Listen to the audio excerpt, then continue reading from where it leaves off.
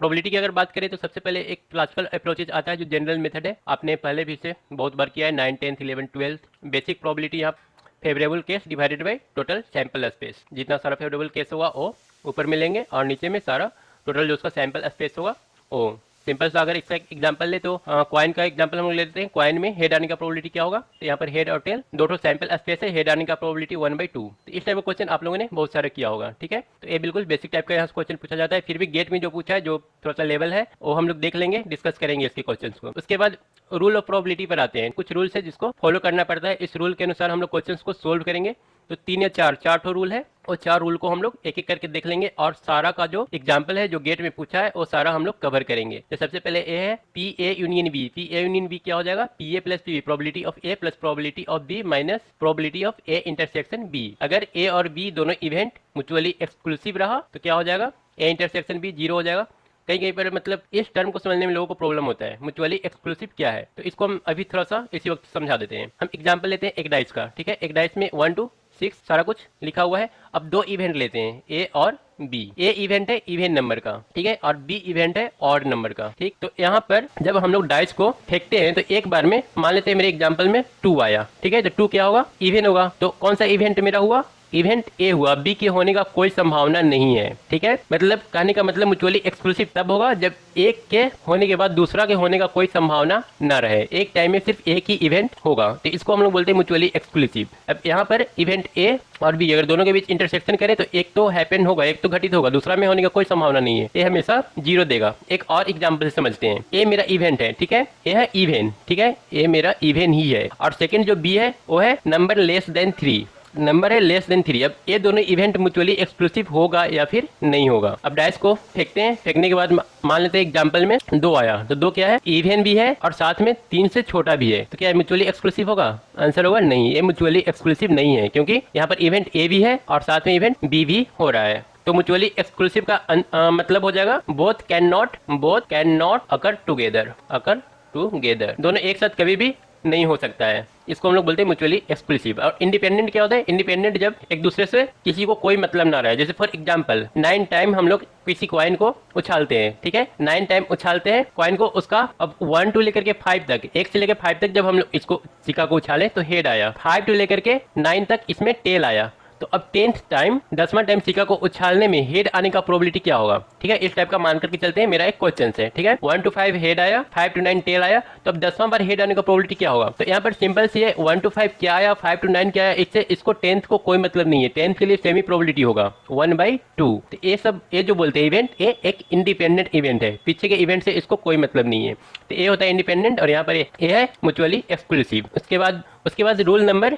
B है, second rule है। यहाँ पर अगर ए इंटरसेक्शन बी, अगर इसको हम लोग ज्वाइंट प्रोबेबिलिटी बोलते हैं, ठीक है, ये ज्वाइंट प्रोबेबिलिटी है। तो जब ज्वाइंट प्रोबेबिलिटी निकालने की बात आए तो सबसे पहले हम लोग प्रोबेबिलिटी ऑफ ए निकाल लेंगे, ठीक है। ए बी दोनों का ज्वाइंट इंटरसेक्शन करना है, ए का प्रोबेबिलिटी निकालेंगे, और बी बाई ए, इसका मतलब ये हुआ कि ए के प्रोबेबिलिटी इवेंट ए के होने के बाद बी के होने का जो प्रोबेबिलिटी है वो होता है बी बाई ए, ठीक है। इवेंट ए के होने के बाद बी का होने का प्रोबेबिलिटी, इसको हम लोग कंडीशनल प्रोबेबिलिटी भी बोलते हैं, ये है कंडीशनल प्रोबेबिलिटी। तो अगर दोनों का ज्वाइंट प्रोबेबिलिटी निकालना हो तो हम लोग क्या करेंगे, एक इवेंट का प्रोबेबिलिटी निकालेंगे और उस इवेंट के होने के बाद सेकंड का प्रोबेबिलिटी निकालेंगे और दोनों का मल्टीप्लिकेशन कर देंगे। इसको हम लोग जो पीवी है इसको बोलेंगे, या पीए जो भी है उसको बोलेंगे मार्जिनल प्रोबेबिलिटी। तो यहाँ पर 3 चीज है, 3 टर्म है, ज्वाइंट प्रोबेबिलिटी, कंडीशनल प्रोबेबिलिटी और मार्जिनल प्रोबेबिलिटी। तो ये तरीका होता है निकालने का दोनों का ज्वाइंट। इस टाइप का क्वेश्चन हम लोग देखेंगे, गेट में कई बार पूछ भी चुका है, तो इससे रिलेटेड हम लोग एग्जाम्पल देखेंगे और उसको सोल्व करेंगे। और यहाँ पर अगर हम लोग को गिवन रहा कि ए और बी इंडिपेंडेंट है, तो ए हो या फिर ना हो, ए इवेंट हो या ना हो, इससे बी पर कोई फर्क नहीं पड़ेगा, पी बी बाई ए का वैल्यू हमेशा पी बी ही होगा,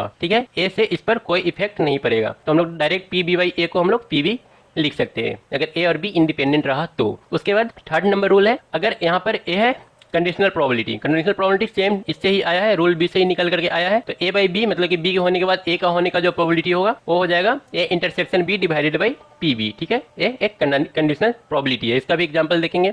उसके बाद है टोटल प्रोबेबिलिटी। अब टोटल प्रोबेबिलिटी और बेज फार्मूला एक काफी बहुत ज्यादा इंपॉर्टेंट है। अब इन दोनों में हम लोग कैसे समझेंगे, दोनों एक दूसरे से काफी रिलेटेड है, कैसे समझेंगे कि कब कौन सा यूज करना है, टोटल प्रोबेबिलिटी निकालना है या फिर बेज फार्मूला का यूज करना है। ये हम लोग ज्यादा बेहतर तरीके से हम लोग थोड़ा सा इसका डिफिनेशन जान लेने के बाद, समझ लेने के बाद किस टाइप का क्वेश्चन यहाँ से आता है और इसका एग्जाम्पल कर लेने के बाद ही सही ढंग से समझ पाएंगे। तो सबसे पहले कुछ टोटल प्रोबेबिलिटी का क्वेश्चन करेंगे और उसके बाद बेज फार्मूला से रिलेटेड क्वेश्चन भी करेंगे और दोनों में डिफरेंस वहां पर साफ साफ क्लियर हो जाएगा। तो ये जो है इतना सारा टाइप होता है जो डायरेक्ट प्रोबेबिलिटी से पूछा जाता है question.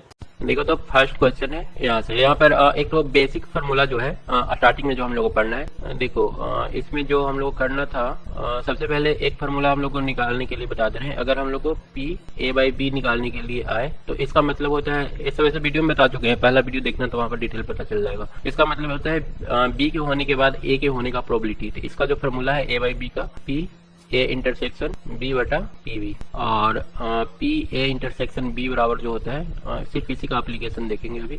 P A intersection B होता है P A into P B, लेकिन इसके लिए कंडीशन होना चाहिए ए और बी जो दोनों है इंडिपेंडेंट होना चाहिए, ठीक है। और एक तो और फॉर्मूला होता है P A intersection B is equal to, अच्छा पी ए यूनियन बी उल्टा है, यहाँ पर यूनियन साइन होगा। पी ए यूनियन बी बराबर P A plus P B और minus P A intersection B, ये एक होता है। तो ये तीन फार्मूला अभी बस इतना ही याद करके रखो और अभी इतना पर ही सारा क्वेश्चन सोल्व करेंगे। तो पहला पोर्शन में इस फार्मूला पर बेस्ट क्वेश्चन सोल्व करेंगे, सेकंड वाला में टोटल प्रोबेबिलिटी से रिलेटेड क्वेश्चन सोल्व करेंगे और थर्ड पार्ट में फिर हम लोग बेज थ्योरम से रिलेटेड क्वेश्चन सोल्व करेंगे। और उसके बाद चौथा और पांचवा का भी थ्योरी बताना बाकी है, तो उसका बाद में देखेंगे। एक बाइनोमियल है और एक वेरिएंस वगैरह है, तो सारा रैंडम डिस्ट्रीब्यूशन है सारा। तो अभी पहले इन तीनों का एप्लीकेशन देखो। यहाँ पर है given that E and F are event such that P is equal to इतना, P F is equal to इतना, P E intersection F are इतना। Find the P E by F. P E by F का पढ़ेंगे किस तरह से,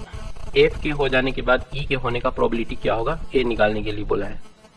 तो यहाँ पर फॉर्मूला अप्लाई करेंगे, पी ई बाई एफ क्या हो जाएगा बराबर P E intersection F divided by P F.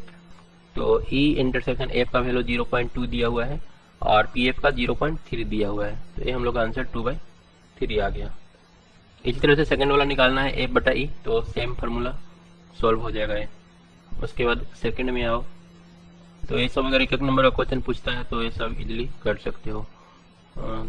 2 number में इसमें हम लोग को क्या दे रखा है, ए बटा बी निकालना है। पी भी दिया हुआ है, पी ए इंटरसेक्शन बी दिया हुआ है, तो कैसे निकालेंगे, फिर से वही फॉर्मूला हो जाएगा A intersection B divided by B, तो 0.32 डिवाइडेड बाई 0.5, तो आंसर हम लोग का कितना हो जाएगा 32 बटा 50 इज इक्वल टू 16 बटा 25। उसके बाद नेक्स्ट देखते हैं, क्वेश्चन नंबर 3 दिया हुआ है, P is equal to 0.8, P B is equal to 0.5, P B by A इतना, फाइंड ए इंटरसेक्शन बी, ये वाला निकाल लो तुम लोग।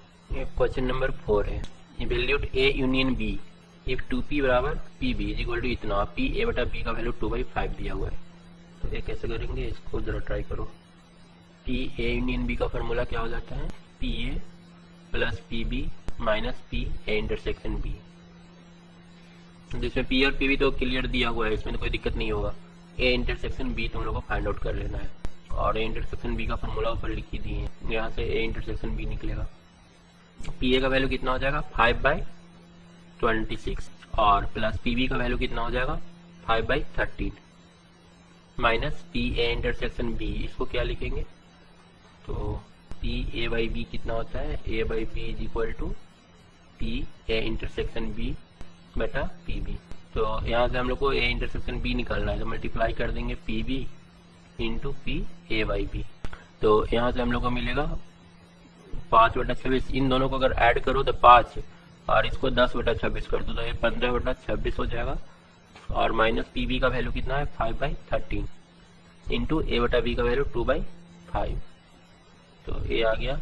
एलसीएम 65 हो जाएगा, ज्यादा होगा, 13 इंटू 5 हो जाएगा एलसीएम, 13 इंटू 5 इंटू 2, ये एलसीएम आ जाएगा।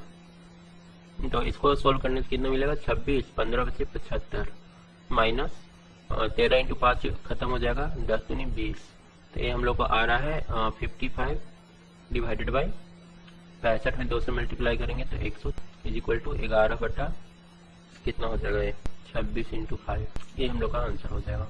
सबसे पहले हम लोग करना है पी ए इंटरसेक्शन बी, तो ए कैसे निकलेगा, इसको निकालने के लिए हम लोग पहले ए वाला फार्मूला यूज करते हैं, P A union B is equal to P A plus P B minus P A intersection B. तो पी ए यूनियन बी का वैल्यू 7/11 दिया हुआ है, तो 7/11 is equal to P A का वैल्यू 6/11 प्लस पी बी का value 5/11 minus P A intersection B. तो 7 में से 6 5 11 ये माइनस 4/11 आ जाएगा is equal to minus P A intersection B. Minus minus cancel होगा तो पी ए इंटरसेक्शन बी आ गया हम लोग का 4/11। अब हम लोग को निकालना है पी ए बाई बी। यहाँ पर देखो स्टेप बता दिया कि पहले ए इंटरसेक्शन बी निकालो फिर ए बटा बी निकालो। डायरेक्ट भी दे सकता था कि ए बाई बी निकालो। तो ए बाई बी निकालने के लिए हम लोग क्या यूज करेंगे, P A by B is equal to P A union B A intersection B बटा पी बी। और P A intersection B is equal to हो जाएगा P A into P B. तो 6/11 इंटू 5/11 बटा पी बी कितना है फिर से पी बी 5/11। तो हम लोग का आ रहा है आंसर 6/11। गलती हो रहा है ना, आंसर 6/11 नहीं है। Actually A intersection B A वाला तब यूज करेंगे ना, P A into P B तब यूज करेंगे जब दिया हुआ हो कि ए और बी इंडिपेंडेंट है। यहाँ पर तो इंडिपेंडेंट दिया नहीं है तो फिर ए वाला यूज नहीं करेंगे। हम लोग ए इंटरसेक्शन बी का जो आया था वैल्यू वो वाला यूज करेंगे 4/11। तो आंसर कितना आ जाएगा 4/5। उसके बाद पी बी बटा ए, तो पी बी बटा ए फिर से निकालेंगे तो नीचे बस क्या हो जाएगा P B by A is equal to P B intersection A. तो बी इंटरसेक्शन ए या फिर ए इंटरसेक्शन बी 4/11 है और डिवाइडेड बाई नीचे पी ए करना है। तो पी ए हम लोग का कितना है 6/11। तो ए 2/3 आएगा। ये वाला देखो एक coin is tossed 3 times where E head on third toast और F head on first 2 toast। इसमें एक coin is tossed 3 times where E मतलब कि E जो होगा हम लोग का क्या होगा हेड ऑन थर्ड टॉस और F head on first 2 toss. पहले हम लोग सैंपल स्पेस पता कर लेते हैं। सैंपल स्पेस क्या क्या हो सकता है 3 टाइम्स है ना। तो पहला वाला में हेड और टेल ले सकते हैं और पहला वाला में हेड और दूसरा वाला में चारों के वेरिएबल रखते हैं। लास्ट वाला 2 को मतलब वेरिएबल रखते हैं और पहला वाला में एच फिक्स कर देते हैं। तो टेल हो सकता है, टेल हेड हो सकता है और हेड टेल हो सकता है और कुछ होगा। टेल हेड हो गया, हेड टेल हो गया, हेड हो सकता है। 4 तो इससे बनेगा और अगर स्टार्टिंग वाला में टेल रखते हैं तो वहां से भी 4 को बनेगा। टेल स्टार्टिंग में रख दो तो लास्ट में क्या क्या हो सकता है टेल हो सकता है और फिर टेल रखो तो टेल और हेड हो सकता है, फिर टेल रखो तो हेड और टेल हो सकता है, फिर टेल रखो तो हेड हो सकता है। इतना सारा टोटल सैंपल स्पेस बन रहा है। टोटल मिलाकर कितना हो गया 3 6 तो 8 को सैंपल स्पेस बन रहा है। तो यहाँ पर है ई हेड ऑन थर्ड टॉस। तो पीई अगर निकालने के लिए बोल रहा है तो पीई हम लोग निकाल सकते हैं हेड ऑन थर्ड टॉस। तो थर्ड में हेड कहाँ पर आ रहा है 1 2 3 4 जगह पर ऐसा है जहां पर थर्ड में हेड आ रहा है। तो पीई हम लोग का 4/8 हो जाएगा 1/2 और पी एफ अगर निकालने के लिए बोल रहा है तो पी एफ कितना हो जाएगा हेड ऑन फर्स्ट 2 टॉस। तो फर्स्ट 2 में हेड कहाँ पर है, फर्स्ट 2 हेड होना चाहिए। यहाँ पर है फर्स्ट 2 हेड, यहाँ पर है बस। तो ये हो जाएगा 2/8 मतलब कि 1/4। अब अगर हेड ऑन फर्स्ट 2 टॉस और head on third toss, actually इसमें क्लियर पता चल नहीं रहा है निकालने के लिए बोला क्या है। अगर इतना ही बोला है तब तो ये इतना से ही हो जाएगा। पता नहीं शायद एक क्वेश्चन आधा अधूरा है क्या है। Coin is toss 3 times where E बराबर हेड ऑन थर्ड टॉस और F head on first 2 toss. तो निकालना क्या है। इसके बाद अगर इसमें और हम लोग क्या क्या निकाल सकते हैं, अगर दोनों को कंबाइंड करके निकालना हुआ ई इंटरसेक्शन एफ, तो ये हम लोग कितना बोलेंगे ई और एफ मतलब ई मतलब कि फर्स्ट में लास्ट में हेड। ई बोल रहा है कि head on third toss last में हेड और ए बोल रहा है कि फर्स्ट 2 हेड। मतलब दोनों का इंटरसेक्शन करेंगे तो तीनों का तीनों हेड आ जाएगा, ए आ जाएगा फिर। तो फिर हम लोग का ए मिल जाएगा 1/8। और तो इसमें कुछ निकाल नहीं सकते। अगर इसमें फिर अगर ए निकालने के लिए बोल सकता है कि ई के एफ के होने के बाद ई के होने का प्रोबेबिलिटी क्या होगा। ठीक है, मतलब कि ऑलरेडी 2 हेड आ चुका है तो 2 हेड आ चुकने के बाद फर्स्ट में हेड आने का प्रोबेबिलिटी क्या होगा। तो ए अगर निकालने के लिए पूछता है तो फिर हम लोग पी ई इंटरसेक्शन एफ कर सकते हैं डिवाइडेड बाई पी एफ।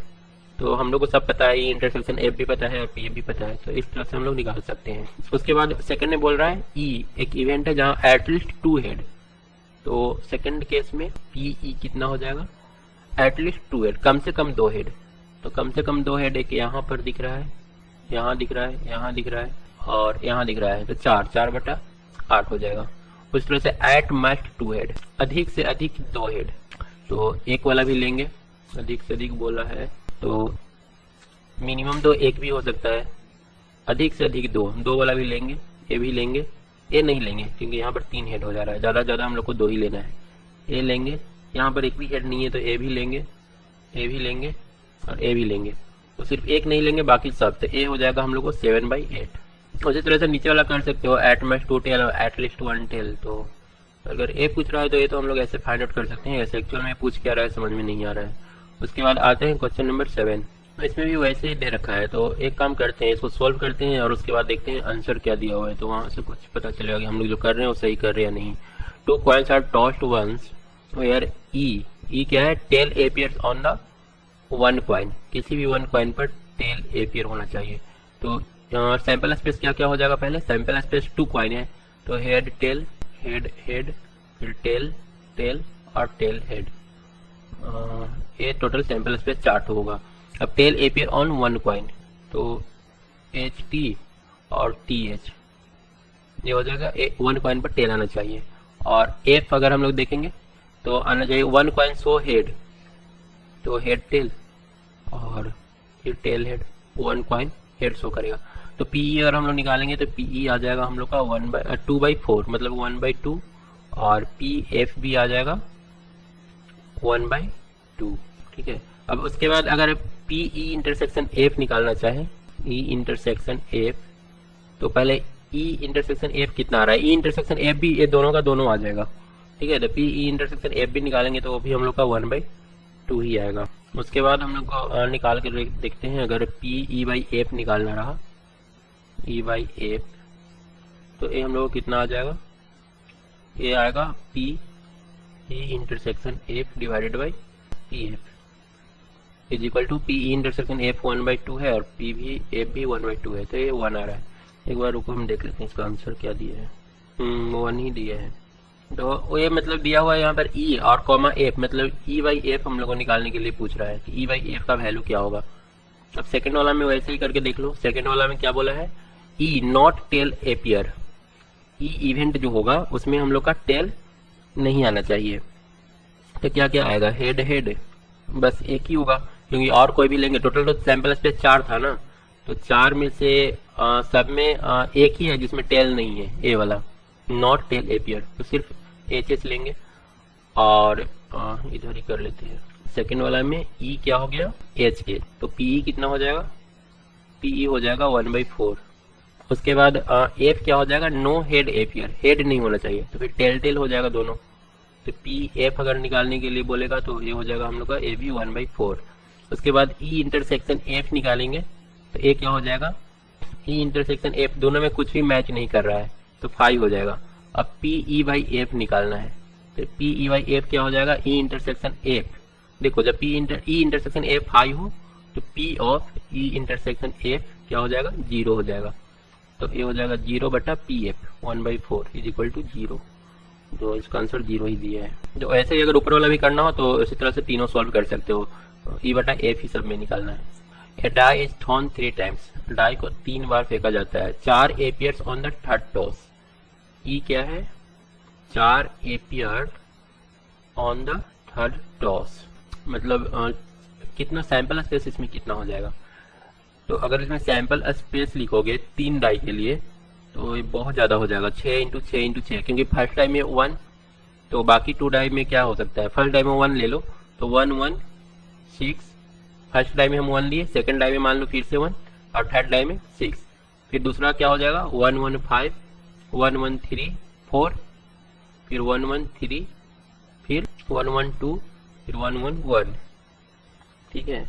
और इसी तरीके से फिर अगर हम लेके चलेंगे तो 1 और इसको वेरी करवाओ, 1 और 6 को कॉमन रखते हैं, 2 6 1 2, लास्ट वाला को करवा लिए, उसके बाद सेकेंड वाला को करवाते हैं, तो 1 2 और 1 2 ये 6 हो गया, 1 2 5, 1 2 4, 1 2 3, 1 2 2, 1 2 1, तो इस तरह से अगर लिखोगे तो बहुत सारा होगा। टोटल मिला करके जब 2 डाइस लेते हैं ना तो 6 × 6 होता है, इतना सैंपल स्पेस होता है। अब 3 डाइस लेंगे तो एक तो और 6 आ जाएगा। टोटल मिला करके इतना मल्टीप्लाई कर लो तो 36 × 6, तो ए आ जाएगा 216। टोटल 216 सैंपल स्पेस हो जाएगा।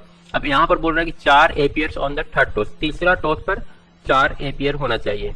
तो ई में हम लोग का क्या क्या आ जाएगा, 1 1 4, तीसरा में हम लोग 4 कर दिए, फिर उसके बाद 1 2 4, उसके बाद 1 3 4, फिर 1 4 4, 1 5 4, फिर 1 6 4, ऐसे करके इतना हो जाएगा। उसके बाद और क्या क्या हो सकता है, 2 ले लो यहाँ पर 1 के बाद, तो 2 1 4, 2 2 4, और इस तरह से 2 6 4। उसके बाद 3 ले लो तो 3 1 4, 3 2 4, 3 6 4। उसके बाद 4 1 4, 4 2 4, 4 6 4, इस तरह से 5 होगा। और उसके बाद फिर 6 होगा, 6 1 4, 6 2 4, और 6 6 4। और कुछ हो सकता है, और कुछ नहीं बचा, इसमें हम लोग सारा कुछ इंक्लूड कर लिए। तो ये टोटल मिलाकर कितना हो गया, इधर से 6 ठो और 6 ठो इस लाइन में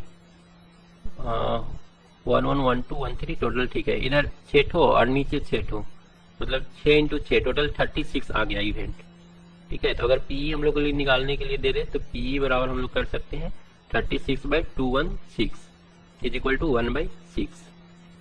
तो ये तो पीई का हो गया। उसके बाद एफ के लिए जो बोल रहे हैं वो देख लेते हैं। एफ में बोला है 4 appear on the third toss, नहीं ये तो ई है। एफ है 6 1 5 एपियर्स रेस्पेक्टिवली ऑन फर्स्ट 2, मतलब शुरू में 6 और 5 कंटिन्यू होना चाहिए। मतलब एफ जो हमारा होगा, एफ इवेंट जो होगा शुरू में 6 और 5 रख देना है। 6 और 5 स्टार्टिंग में रख दिए, तो यहाँ पर ऑप्शन है 1 आ सकता है, 2 आ सकता है, 3 आ सकता है, 4 5 6, टोटल मिलाकर के एफ इतना ही होगा। तो अगर पी ऑफ एफ अगर निकालना रहे तो पी ऑफ एफ कितना हो जाएगा, 6/216, मतलब कि ए आ जाएगा 1/36। अब ई इंटरसेक्शन एफ कर लेंगे। ई इंटरसेक्शन एफ कितना होगा, तो 6 5 1, इसमें अब कौन कौन सा हो सकता है। तो इंटरसेक्शन में देखो 4, ऊपर में हम लोग जो भी लिखे है ना उसके लास्ट में 4 है, तो ए तीनों तो कॉमन, ए 3 तो जो है ए 3 और ए 2, ए 2 तो ऊपर वाला में मिलेगा नहीं, मिलेगा सिर्फ एक तो ए। तो ए इंटरसेक्शन एफ करेंगे तो 6 5 और 4 आएगा। ठीक है, तो पी ई इंटरसेक्शन एफ अगर निकालेंगे तो ए हम लोग को देगा 1/216। अब हम लोग को निकालना क्या है, E by F, P E by F, तो ये हो जाएगा P E intersection F divided by P F. तो हम लोग को मिल जाएगा ई इंटरसेक्शन एफ 1/216 और बटा पी एफ 1/36 बराबर कितना हो जाएगा 1/6। इसमें देखो दिया है mother father and son line up at random for a family. ठीक है, 3 तो है और तीनों एक लाइन में खड़ा होकर के पिक्चर ले रहा है। ठीक है, तो सैंपल स्पेस क्या क्या हो सकता है, मदर को फिक्स रखो और फादर और सन इन दोनों को वैरी करवा दो। तो यहाँ पर फादर और सन, फिर मदर को यहाँ पर फिक्स रखेंगे, तो फादर और सन, सन और फादर हो सकता है, सन और फादर। उसके बाद 3 को फैक्टोरियल 3 तरीके से सजा सकते हैं ना, तो टोटल 6 कॉम्बिनेशन होना चाहिए। तो और इसके बाद फादर को अगर स्टार्टिंग में रख दें तो मदर सन और मदर। उसके बाद अगर सन को स्टार्टिंग में रख दो तो फादर मदर एक साथ हो सकता है और मदर फादर। ये टोटल अरेंजमेंट इतना होगा, ये हम लोग का टोटल सैंपल स्पेस होगा। उसके बाद ई जो बोला है इवेंट, उसमें बोला है सन ऑन वन इंड, तो सन या तो शुरू में रहेगा या फिर लास्ट में रहेगा। तो सन फादर मदर हो सकता है, सन मदर और उसके बाद फादर हो सकता है, या फिर सन को इस तरफ फिक्स कर दो, इधर फादर और मदर हो सकता है, या फिर इस तरफ सन को फिक्स करेंगे तो मदर और फादर भी हो सकता है। तो ये 4 कॉम्बिनेशन होगा। तो पी ई अगर निकालने के लिए बोले तो पी ई हम लोग को हो जाएगा 4/6। उसकी तरह से एफ का अगर हम लोग निकालेंगे तो एफ में क्या क्या होगा, फादर इन मिडिल, फादर को मिडिल में रखना है, तो सन और मदर इस तरह से हो सकते हैं, या फिर स्टार्टिंग में मदर आ सकता है और लास्ट में सन आ जाएगा, फादर बीच में है। तो यहाँ पर अगर पी एफ निकालेंगे तो हम लोग कितना मिलेगा 2/6। उसके बाद अगर ई इंटरसेक्शन एफ निकालेंगे तो यहाँ पर देखो तो मैच कर रहा है कुछ, सन फादर और मदर। ए वाला मैच करेगा और ए वाला भी मैच करेगा क्योंकि सन वन साइड है, दोनों का दोनों मैच कर रहा है। इंटरसेक्शन निकालेंगे तो एस एफ एम आएगा और एम एफ एस आएगा। तो अगर प्रोबेबिलिटी निकालेंगे ई इंटरसेक्शन एफ का तो हम लोग को मिलेगा फिर से 2/6। अब हम लोग को निकालना है पी ई बाई एफ, तो इंटरसेक्शन इतना डिवाइडेड बाई इतना, तो कितना आ रहा है 1, तो हम लोग आंसर 1 हो जाएगा। इसमें क्या बोला है, find the conditional probability of obtaining A some greater than 9। इसको ई कंसीडर कर लो। और एफ में बोला है given that the black die resulted in a 5। तो टोटल सैंपल स्पेस कितना हो जाएगा, यहाँ पर डाइट्स 2 है तो टोटल सैंपल स्पेस 6 × 6 36 हो जाएगा। अब इसमें बोला है ई जो होगा हमारा वो टोटल जो सम होना चाहिए वो सम ग्रेटर देन 9 से ज्यादा होना चाहिए। तो फर्स्ट वाला में अगर 3 आएगा, फर्स्ट वाला में 4 लेते हैं और सेकंड वाला में 9 से बड़ा होना चाहिए 5, तब ये 9 से बड़ा हो जाएगा। और 4 5 के अलावा 4 6 लेंगे तो 9 से बड़ा होगा। उसके बाद 5 और 4 नहीं ले सकते, 5 5 लेते हैं, 5 6 लेते हैं तो 9 से बड़ा होगा। और 6 4 लेते हैं, यहाँ पर 9 हो रहा है, ये वाला नहीं लेंगे, 9 से बड़ा लेना है। 6 4 ले सकते हैं, 6 5 ले सकते हैं और 6 6 ले सकते हैं। ये हम लोग का टोटल इवेंट ई होगा। तो अगर हम लोग को पीई निकालने के लिए पूछता है तो पीई कैसे निकालेंगे, पीई बराबर हो जाएगा यहाँ पर 1 2 3 4 5 6, टोटल 6/36, तो 1/6। उसके बाद एफ में बोला है given that the black die resulted in a 5, मतलब कि ब्लैक डाई में फिक्स हो गया 5। तो सेकंड में कुछ भी आ सकता है, 1 आ सकता है, 2 आ सकता है, 3 आ सकता है, 4 5 और 6। तो फिर से और कोई नहीं होगा इवेंट, इतना ही होगा। तो अगर पी एफ निकालते हैं तो फिर से आएगा 6/36, मतलब कि 1/6। उसके बाद पी ई बाई एफ, पहले ई इंटरसेक्शन एफ पहले निकालेंगे। तो ई इंटरसेक्शन एफ जो आएगा वो कितना आ जाएगा, देखो तो कौन सा मैच कर रहा है, 5 1 ऊपर में है, 5 1 तो रहेगा नहीं क्योंकि ऊपर में जो भी है वो 10 से बड़ा है, 5 3 8 5 4 9 5 5 10, 9 से बड़ा। तो एक तो ए वाला रहेगा ऊपर में 5 5 और एक तो रहेगा 5 6, देख लो कहाँ पर, ए वाला है 5 5 और ए वाला है 5 6। तो पी ई इंटरसेक्शन अगर एफ निकालते हैं तो कितना आ जाएगा 2/36, मतलब कि 1/18। तो अब हम लोग को निकालना क्या रह गया, पी ई बाई एफ। तो पी ई बाई एफ जो आएगा 1/18 डिवाइडेड बाई पी एफ 1/6, तो 6/18 1/3 आंसर हो जाए। उसी तरह से फिर सेकंड वाला बी वाला ट्राई करो। इसमें हम लोग क्या बोला है, find the conditional probability of obtaining sum 8। पहले ई निकाल लेते हैं, सम 8 होना चाहिए। तो फर्स्ट वाला में कितना ले, 6 लेंगे तो 2 हो सकता है, 6 और 2 6 और 3 हो जाएगा। ऑब्टेनिंग द सम 8, एग्जैक्ट 8 है, find the condition for obtaining the sum 8। तो एग्जैक्ट 8 वाला कितना होगा, 6 और 2, उसके बाद 5 और 3, उसके बाद 4 और 4, उसके बाद 3 और 5, उसके बाद 2 और 6।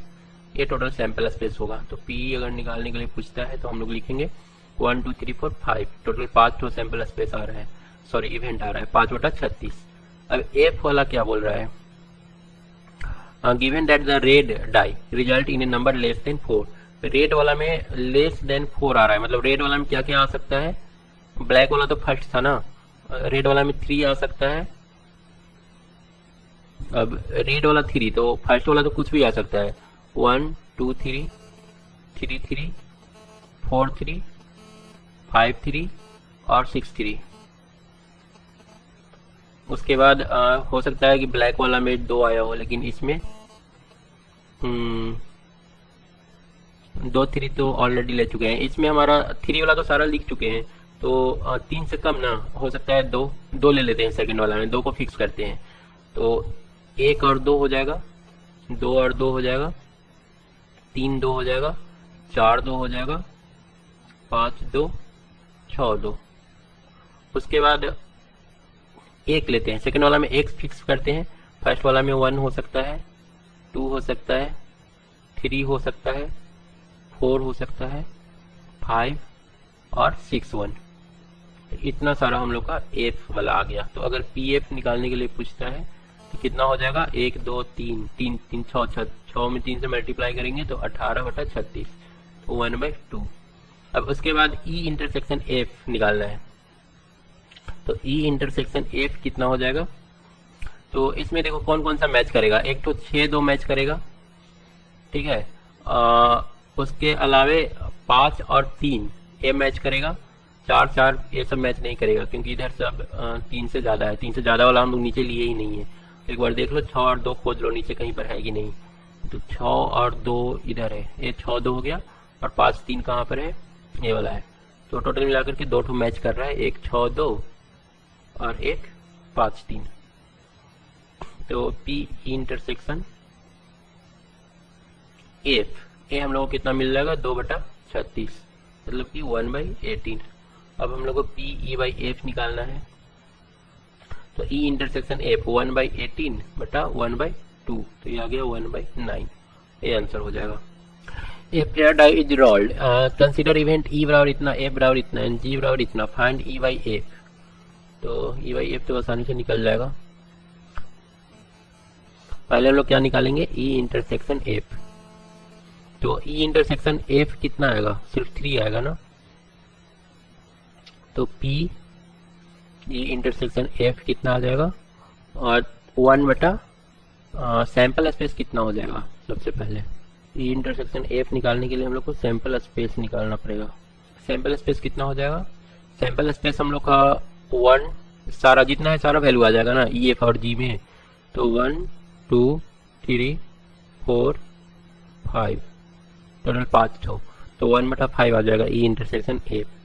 और 6 भी है कहीं पर, 5 4 5, 1 से लेकर के 5 तक है। अच्छा, यहाँ पर फिर डाई जो बोला है, तो डाई के लिए फिर यहाँ पर 6 भी सैंपल स्पेस में लेना पड़ेगा, तो ये 1/6 हो जाएगा।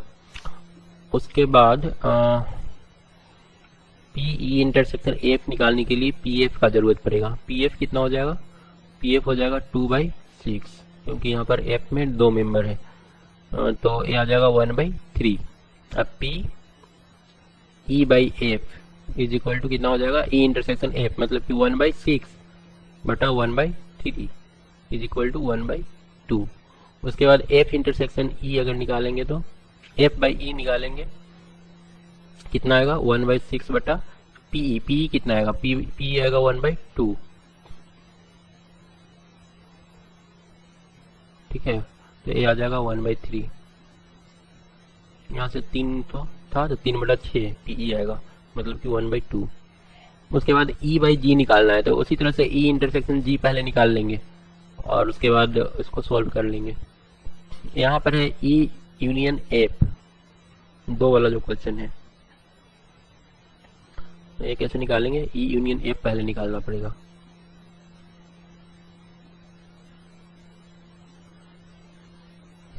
ई यूनियन एफ, इसका मेंबर कौन कौन सा होगा, तो ई यूनियन एफ करो तो 1 2 3 और 5, 1 2 3 5, तो पी ई यूनियन एफ ये कितना आ जाएगा, ये आ जाएगा तुम्हारा पी ई यूनियन एफ निकालेंगे तो 4/6, मतलब कि 2/3। तो अब हम लोग क्या कर लेना है, पी ई यूनियन एफ निकाल लिए। अब P E union F by G निकालना है, तो ये आ जाएगा P E union F intersection G बटा P G is equal to P union F. Intersection G तो हम लोग निकाले नहीं, तो पी यूनियन एफ ए है और जी ए है, तो दोनों का अगर इंटरसेक्शन करेंगे तो कितना मिलेगा, पी यूनियन एफ इंटरसेक्शन जी। इसका मेंबर कौन कौन सा होगा, तो देखो कॉमन दोनों में कौन सा है, 2 कॉमन है, उसके बाद 3 कॉमन है, उसके बाद 5 कॉमन है, तो ये आ जाएगा 3/6। इसका अगर प्रोबेबिलिटी निकालेंगे तो मतलब 1/2। और पीजी कितना होगा, जी में 4 मेंबर है तो 4/6 मतलब 2/3, तो ये आ गया 1/2 इंटू 3/2 मतलब 3/4 आंसर। इसमें क्या करना होगा, पहले तो ई इंटरसेक्शन जी निकालना होगा। तो ई और जी में कॉमन कौन सा है, ई ये वाला है और जी यहाँ पर, तो 1 कॉमन नहीं है, 3 कॉमन है, 5 कॉमन है। फिर हम लोग को निकालना पड़ेगा ई इंटरसेक्शन जी इंटरसेक्शन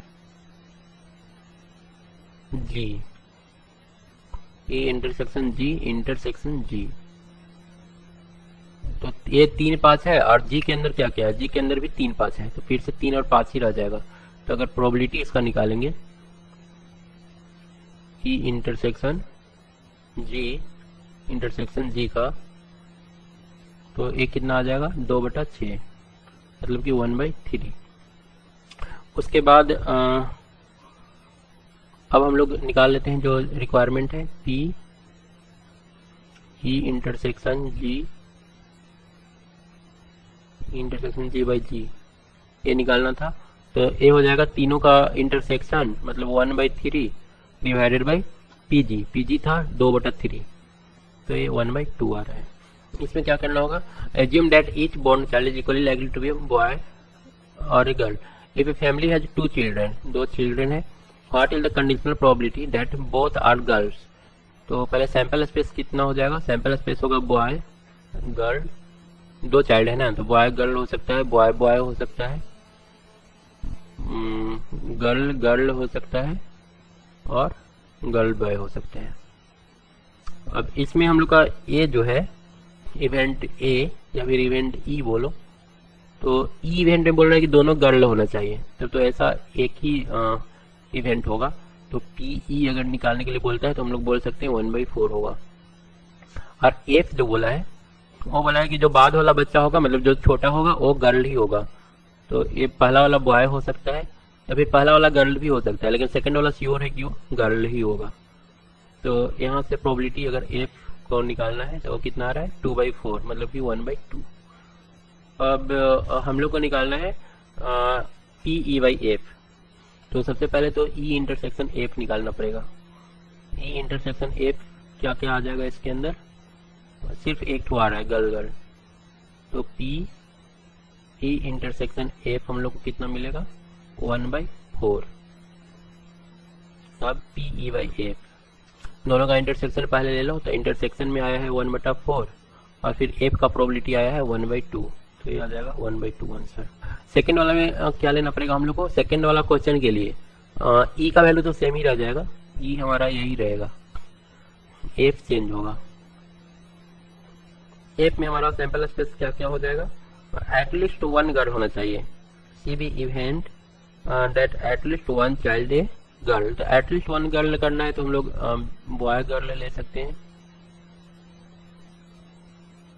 और गर्ल गर्ल ले सकते हैं, इसमें भी एटलीस्ट 1 गर्ल आ जा रहा है, और फिर गर्ल बॉय ले सकते हैं, तो टोटल 3 हो गया। तो इस केस में अगर ई इंटरसेक्शन एफ निकालेंगे तो वो क्या आ जाएगा, तो ई वाला में सिर्फ गर्ल गर्ल एक ही आएगा, क्योंकि ई वाला में तो एक ही है गर्ल गर्ल। तो पी ई इंटरसेक्शन एफ कितना आ जाएगा, ई इंटरसेक्शन एफ इस केस में भी 1/4 ही आएगा, तो पी ई बाई एफ कितना आ जाएगा 1/4 बटा एफ। एफ इसमें हम लोग का 3/4 आएगा क्योंकि यहाँ पर 3 इवेंट है, तो एफ कितना देगा 1/3। इसमें दिया हुआ है an instructor has a question bank consisting 300 easy true false question, 200 difficult true false question, 500 easy multiple choice question और 400 डिफिकल्ट मल्टीपल चॉइस क्वेश्चन। मतलब दो टाइप का क्वेश्चन है, एक तो मल्टीपल चॉइस और एक तो है ट्रू फॉल्स वाला, और उसमें भी कुछ इजी है और कुछ डिफिकल्ट है। तो हम इसको थोड़ा सा इस टाइप से एक टेबल बना लेते हैं, ट्रू फॉल्स और एक है मल्टीपल चॉइस। मल्टीपल चॉइस को एम से डिनोट करते हैं। तो ट्रू फॉल्स में तुम्हारा जो इजी है उसको इजी एक तो रख लेते हैं, और उसके बाद है डिफिकल्ट, और नीचे एक तो टोटल का टेबल बना लेते हैं। तो इजी में ट्रू फॉल्स कितना है? इजी में ट्रू फॉल्स दे रखा है 300। Question bank consisting of 300 easy true false, तो 300 इजी वाला में रख लेते हैं, और true false and 200 difficult true false. 200 difficult है, मतलब टोटल 500 है ट्रू फॉल्स वाला। फिर 500 easy multiple choice, 500 easy multiple choice, और 400 डिफिकल्ट मल्टीपल चॉइस। ठीक है, ये वाला टोटल कितना हो जाएगा? 900। और अगर इजी में देखोगे तो इजी में टोटल कितना है? इजी में टोटल हो जाएगा 800, और डिफिकल्ट में टोटल हो जाएगा 600 क्वेश्चन। तो कुल मिला के 9,1400 क्वेश्चन है। तो हम लोग को निकालना क्या है? If A question is selected at random from the question bank, what is the probability that it will be an easy question. मतलब कि इजी क्वेश्चन होना चाहिए, और given that it is a multiple choice question. मतलब ई by M हम लोग को निकालना है। इसमें बताया था ना, ई बाई एम का मतलब क्या होता है? नीचे वाला इसको पढ़ते हैं कि एम के होने के बाद ई के होने का प्रोबेबिलिटी क्या होगा। मतलब एम ऑलरेडी हो चुका है, गिवन है, that given it is multiple choice. Multiple choice होने के बाद इजी होने का प्रोबेबिलिटी क्या होगा। तो इसको पी ई बाई एम हम लोग लिखते हैं या फिर पढ़ते हैं। तो हम लोग को करना क्या पड़ेगा? पी ई इंटरसेक्शन एम करना पड़ेगा, डिवाइडेड बाई पी एम करना पड़ेगा। तो हम लोग को पी एम और पी ई इंटरसेक्शन एम निकालना है। मतलब इजी, इजी में ई इंटरसेक्शन एम का क्या मतलब होगा? इजी, और इजी में फिर एम का मतलब multiple choice, easy multiple choice intersection का मतलब हो जाएगा। तो इजी मल्टीपल चॉइस कितना है? ए वाला है ना, इजी और मल्टीपल चॉइस 500। तो अगर हम लोग P easy intersection multiple choice अगर निकालना चाहे तो कितना हो जाएगा? 500 डिवाइडेड बाई सैंपल स्पेस कितना हो जाएगा? टोटल 1400 क्वेश्चन है ना, 1400। मतलब कि ये हम लोग का आ रहा है 5/14। और पीएम कितना हो जाएगा? PM multiple choice question total कितना है? टोटल 900 है। तो इसमें से इजी कितना है? 500, और नहीं, टोटल मल्टीपल चॉइस निकाल रहे हैं ना। मल्टीपल चॉइस का हम लोग का प्रोबेबिलिटी हो जाएगा 900। टोटल मल्टीपल चॉइस है कितना क्वेश्चन में? 1400 क्वेश्चन में। सैंपल स्पेस 1400 ही रहेगा। ये आ जाएगा 9/14। अब हम लोग पी ई बाई एम निकाल सकते हैं। तो ई इंटरसेक्शन एम 5/14 बटा ए वाला हो जाएगा कितना? 9/14। तो कितना आ रहा है? 5/9। इसमें क्या बोल रहे हैं? गिवन दैट, देखो जो गिवन है, जो जानते हैं उसको हम लोग पीछे बाद में लिखते हैं। मतलब पी ए बाई बी का मतलब क्या होता है? बी के होने के बाद ए के होने का प्रोबेबिलिटी। तो यहाँ पर लिखा हुआ है given that 2 numbers appearing on throwing the 2 dice are different. मतलब बी इवेंट जो होगा हम लोग का, वो क्या क्या होगा? 2 डाइस को एक साथ फेंक रहे हैं। तो सैंपल स्पेस तो 36 क्लियर है। उसके बाद जब फेंकेंगे तो दोनों नंबर अलग अलग अपियर होगा। मतलब जैसे कि 1 1 ना होकर के 1 2 आएगा, और क्या आएगा? 1 3 आएगा, 1 4 आएगा, 1 5 आएगा, और 1 और 6 आएगा। इसी तरह से 2 1 कर सकते हैं, 2 2 नहीं होगा, 2 3 होगा, 2 4 होगा, 2 5 होगा, 2 6 होगा। मतलब इसी तरह से 5 तो हर लाइन में आएगा, 3 4 5। यहाँ पर 3 1 कर लो, इस तरह से आगे बढ़ेगा। फिर 4 1 5 1 और फिर 6 1। तो टोटल मिला कितना हो गया? 5 5 हर लाइन में, और टोटल 6 लाइन है, तो टोटल 30 हो गया। ठीक है, तो अगर हम लोग पीवी निकालना चाहें तो पीवी कितना हो जाएगा? पीवी हो जाएगा 30/36। तो 6 5 बार में ऊपर और 6 बार में नीचे, 5/6 आ रहा है पीवी। अब उसके बाद ए जो इवेंट है, find the probability of the event the sum of the number on the dice is 4। मतलब कि इसके हो जाने के बाद ए के होने का प्रोबेबिलिटी क्या होगा? जहां ए क्या है? सम ऑफ नंबर शुड बी 4। तो ए हो जाएगा 1 3, और क्या होगा? 2 2 और 3 1 और कुछ होगा नहीं होगा, 3 ही होगा टोटल। ठीक है, तो अब हम लोग को जरूरत पड़ेगा किसका, ए इंटरसेक्शन बी का, क्योंकि यहाँ पर जब फार्मूला निकालेंगे तो ए इंटरसेक्शन बी निकालना पड़ेगा। तो ए इंटरसेक्शन बी कितना आ रहा है, A intersection B is equal to, कौन कौन सा मैच करेगा, तो मैच करेगा ऊपर वाला में डिफरेंट वाला है, 1 3 मैच करेगा और 3 1 मैच करेगा। तो पी ए इंटरसेक्शन बी कितना आ जाएगा, ये आ जाएगा हम लोग का 2/36।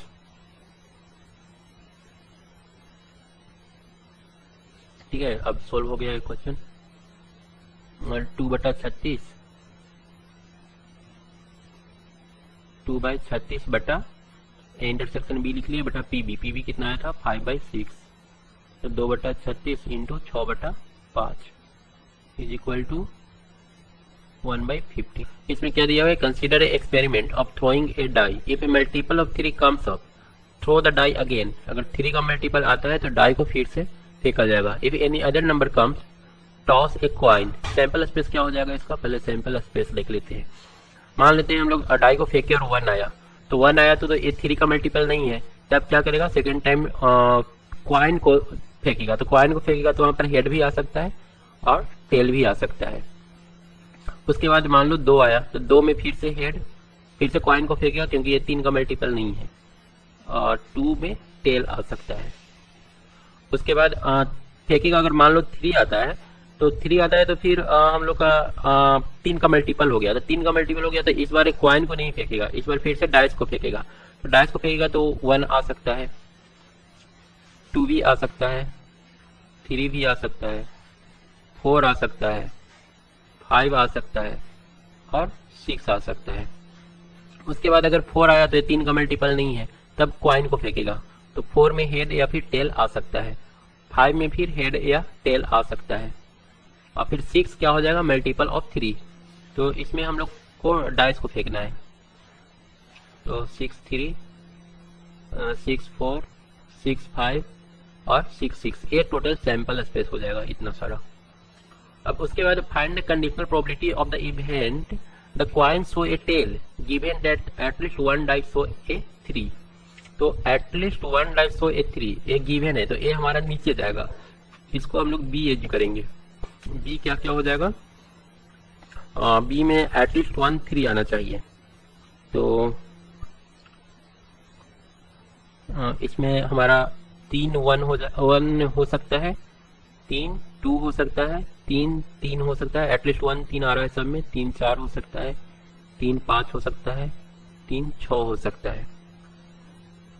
ठीक है, और इसके अलावे एक ठो और इधर से नीचे से लेंगे तो 6 3 हो सकता है, 6 3 ए बी हो जाएगा। तो अगर पीबी निकालेंगे तो कितना आएगा, तो पीबी हम लोग लिख सकते हैं, P B is equal to total कितना आ गया है 1 2 3 4 5 6 7, 7 बटा, और ए वाला कितना है 1 2 3 4 5 6 7 8 9 10 11 12 13 14 15 16 17 18 19 20, टोटल 20, 7 बटा 20 हो जाएगा पीबी।